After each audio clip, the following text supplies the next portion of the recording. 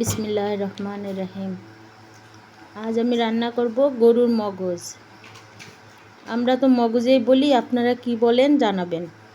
গরুর মগজের সঙ্গে পেঁয়াজ, তারপরে রসুন, আদা সব একসঙ্গে দিয়ে, হলুদ, লবণ, মরিচ, মশলা সব একসঙ্গে দিয়ে মাখি।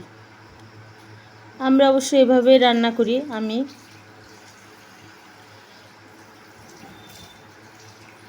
এভাবে মেখে তারপর তেল গরম হওয়ার পর ঢেলে দেব।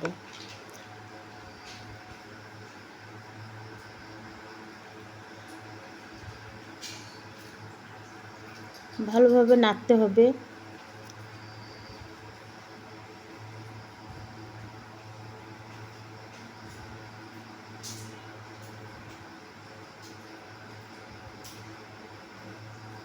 এভাবে নেড়ে চেড়ে পানি দিয়ে ঢেকে দিতে হবে। বারবার একটু নাড়তে হবে যাতে নিচে না লেগে যায়, এজন্য।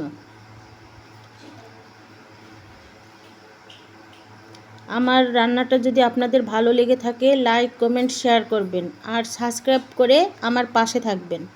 আজকের রান্না গরুর মগজ, আলু ভাজি আর আমরা সিনা বলি, কুচকুচি বা সিনা। আল্লাহ হাফেজ।